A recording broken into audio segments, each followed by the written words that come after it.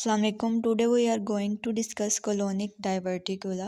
Colonic diverticula क्या होता है कि आउट पोचिंग हो जाती है मिकोजा और सब मिकोजा की थ्रू द मस्कुलरिस प्रोप्रिया। हमारे पास इंटेस्टाइन में कौन कौन सी लेयर्स होती हैं हमने देखा कि एक होती है मिकोजा, ठीक है, दूसरी होती है सब मिकोजा, देन होती है हमारे पास मस्कुलरिस प्रोप्रिया, ठीक है, और सब मिकोजा होती है, ठीक है।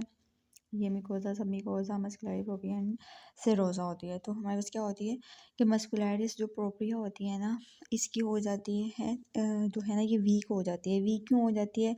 मसल्सल जो है कॉन्टीन्यूस स्ट्रेस की वजह से, कॉन्स्टिपेशन की वजह से, स्ट्रेनिंग की वजह से या लो फाइबर डाइट की वजह से, ठीक है, इसके ऊपर स्ट्रेस पड़ता है और ये जो है वीक हो जाती है। या फिर ये होता है कि जो muscularis propria at the point where vasa recta जो है ना इसको ट्रैवर्स कर रहा होता है। अगर ये हमारे पास मस्कुलरिस प्रोप्रिया है तो अगर वेजा रेक्टर जो है यहाँ से पास कर रहा है ना, तो ये वीकन इस वजह से भी हुई होती है। तो क्या होता है कि इसकी वीकनिंग की वजह से जो मिकोजा और सब मिकोजा होती है ना, वो इस तरह जो है आउट पोचिंग उसकी हो जाती है, ठीक है। डाइवर्टिकुलर फॉर्मेशन हो जाती है। डाइवर्टिकुलर मींस आउट पोचिंग। तो आउट पोचिंग हो जाती है mucosa and submucosa through the weakened muscularis propria, ठीक है। इसको हम बुक से रीड कर लेते हैं। क्या होता है कि आउट पोचिंग होती है of mucosa and submucosa through the muscularis propria, ठीक है, related to wall straight. It is associated with constipation की वजह से हो सकती है वो वीकनिंग या स्ट्रेनिंग की वजह से, लो फाइबर डाइट की वजह से, ठीक है, और ये ओल्डर अडल्ट में ज़्यादा कॉमन होती है, ठीक है। या फिर ये वहाँ राइज करती है हम vasa recta traverse the muscularis propria, ठीक है, ये वीक पॉइंट होता है। एंड सिग्माइड कोलोन जो होता है ना, इसकी मोस्ट जो है वो लोकेशन होती है। अगर हम जीआईटी को ड्रा करें तो हमने देखा कि यूँ होती है ना जीआईटी, ठीक है। ये हमारे पास होता है ascending colon, transverse colon, descending colon, parts of colon, यही होते हैं ना sigmoid colon and then rectum. तो ये जो होती है ना ये लेफ़्ट साइड, यहाँ पे लेफ़्ट साइड पे ज़्यादा कॉमन होती है जो सिग्माइड कोलोन होता है वहाँ पे, ठीक है। यूजुअली ये जो है वो सिम्टोमेटिक होती है, एसिम्टोमेटिक होती है, ठीक है। लेकिन इसके अलावा इसके जो अगर हम कॉम्प्लिकेशंस की बात करें तो उसमें रेक्टल ब्लीडिंग आ जाएगी जिसको हम हेमाटोचीज़िया भी बोलते हैं, ठीक है। डाइवर्टिकुलाइटिस हो सकता है, मतलब वो जो आउट पाउचिंग बनी है ना, वो आउट पाउचिंग में सारा फूड जो है वो कलेक्शन होनी स्टार्ट हो जाएगी, ठीक है।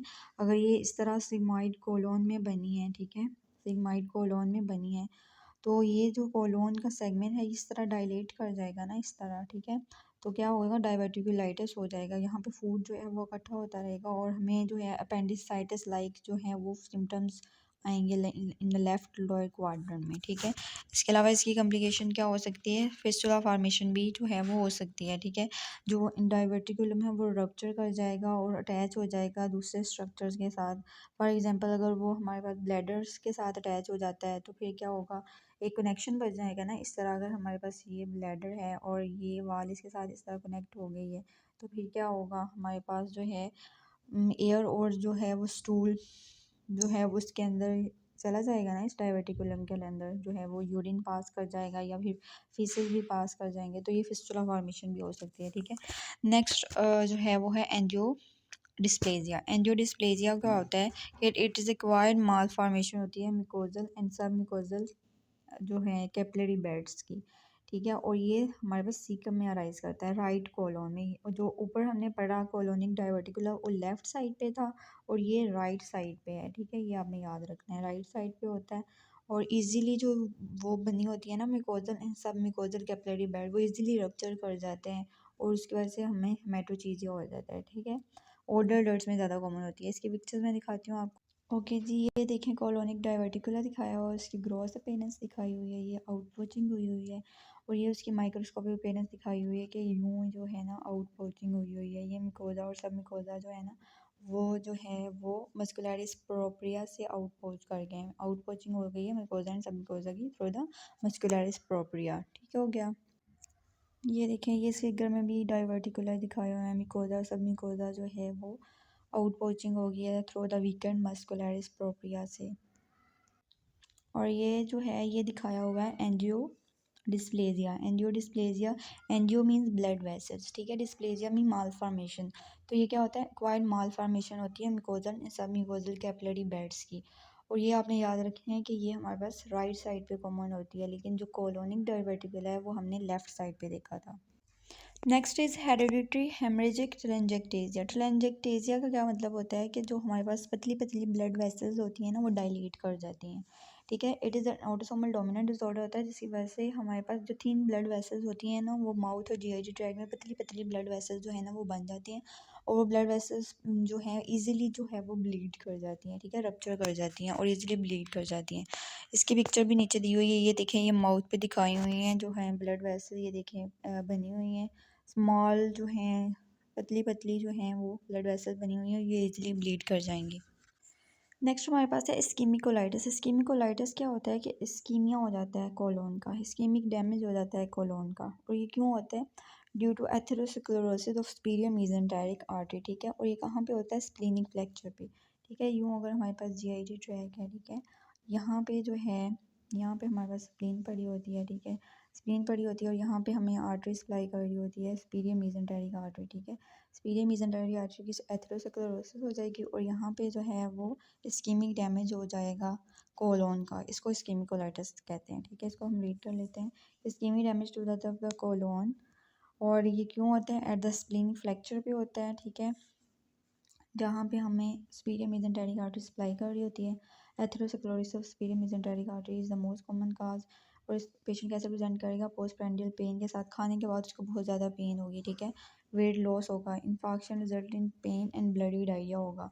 अब खाने के बाद ही क्यों पेन होगी? क्योंकि जब हम खा लेते हैं तो हमें जो है जीआईटी की ब्लड सप्लाई ज़्यादा चाहिए होती है ना, तो सुपीरियर मेसेंटेरिक आर्टरी ने सप्लाई करना होता है, खाना खाने के बाद उस ज़्यादा ब्लड चाहिए जीआईटी को, ठीक है, उसकी डाइजेशन के लिए। लेकिन जब एथेरोस्क्लेरोसिस हुई होगी सुपीरियर मेसेंटेरिक आर्टरी, तो वो कैसे सप्लाई करेगी ज़्यादा ब्लड, ठीक है। तो इस वजह से जो है ना वो पोस्ट प्रेंडियल पेन, मतलब खाना खाने के बाद ज़्यादा पेन होती है, ठीक है। नेक्स्ट जो है वो है इरिटेबल बाउल सिंड्रोम। हमने इन्फ्लेमेटरी बाउल सिंड्रोम भी पढ़ा था, जो कि इन्फ्लेमेटरी कंडीशन थी, ये इरिटेबल कंडीशन है, ठीक है। इसमें क्या होता है कि रिलैप्सिंग एब्डोमिनल पेन होती है with bloating, flatulence, change in bowel habits, very important, कि कभी कॉन्स्टिपेशन हो जाती है, कभी डायरिया हो जाता है, कभी कॉन्स्टिपेशन कभी डायरिया, कॉन्टीन्यूस एक चीज़ नहीं रहती, ठीक है। फ्लैचुलेंस हो जाती है, लेकिन ये इम्प्रूव कर जाती है, जो पेन हो रही होती है ना वो डेफिकेशन से इम्प्रूव कर जाती है, और ये मिडिल एज फीमेल्स में हमें नज़र आता है ज़्यादातर, ठीक है। और related to disturb intestinal motility, इसका हमें कोई भी पैथोलॉजिकल चेंजेस नज़र नहीं आते, ये इंपॉर्टेंट है। हम अगर कोलोन को देखेंगे ना तो हमें कोई भी उसमें पैथोलॉजिकल जो चेंजेस है ना वो नज़र नहीं आएंगे, ठीक है। और अगर हम इंक्रीज डाइटरी फाइबर करें तो फिर वो सिम्टम्स जो है ना वो इम्प्रूव हो जाती हैं। ये इस्कीमिक कोलाइटिस दिखाया हुआ है, इस्कीमिक डैमेज हुआ है कोलोन को, ये देखें, यहाँ पे लेफ्ट मेसेंटेरिक आर्टरी की एथेरोस्क्लेरोसिस हुई है, जो स्प्लीनिक फ्रैक्चर पे जो ब्लड सप्लाई प्रोवाइड कर रही होती है, ठीक है, उस वजह से जो है वो इस्कीमिया हुआ है। ये देखें, सुपीरियर मेसेंटेरिक आर्टरी की वजह से जो है वो इस्कीमिक कोलाइटिस होता है। सुपीरियर मेसेंटेरिक आर्टरी ही लेफ़्ट जो है वो स्प्लीनिक फ्रैक्चर जो होता है वहाँ पे सप्लाई कर रही होती है। ये दिखाया हुआ है इरिटेबल बाउल सिंड्रोम कि इसमें क्या होता है कि इसमें अल्टरनेटिंग बाउल हैबिट्स होती हैं, कभी एब्डोमिनल पेन होती है, क्रैम्पिंग होती है, ठीक है, कॉन्स्टिपेशन होती है, डायरिया होता है, ब्लोटिंग होती है, और ये एक चीज़ कंटिन्यूस नहीं होती, कभी डायरिया हो जाता है, कभी कॉन्स्टिपेशन हो जाती है, ठीक है, और कंडीशन इम्प्रूव कर जाती है with that of the defecation.